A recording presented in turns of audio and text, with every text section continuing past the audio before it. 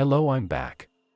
Today we will discuss the upcoming Jaguar F-PACE. With production of the F-PACE due to end later this year, Jaguar makes no improvements to its gas-powered SUV.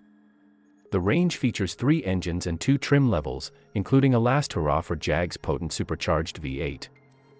The F-PACE comes in 3 flavors: R-Dynamic S trim with a choice of 2 gas engines, or the SVR 575 edition.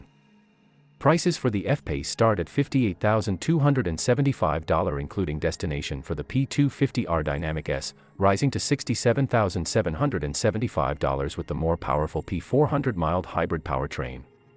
The SVR weighs in at $93,675. The 2025 Jaguar F-PACE engine range starts with a 2-liter 4-cylinder turbocharged gas engine generating 246 horsepower and 269 lb-ft of torque, fed to all 4 wheels through an 8-speed automatic transmission.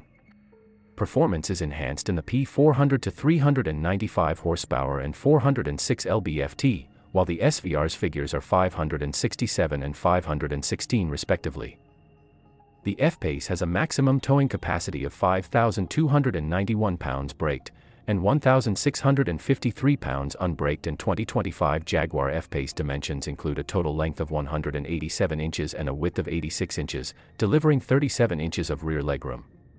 2025 Jaguar F-PACE cargo space stands at 32.1 cubic feet with the rear seats in place, and 70.4 cubic feet once they're dropped. Every F-PACE leaves the factory with an 11.4-inch touchscreen dominating the dash, running the latest version of JLR's Pivi Pro operating system. Wireless smartphone mirroring is provided alongside a digital driver display, and wireless charging comes standard across the range. The SVR is unique in having a Meridian sound system and an interactive driver display. These are $800 and $550 standalone options on R-Dynamic S models.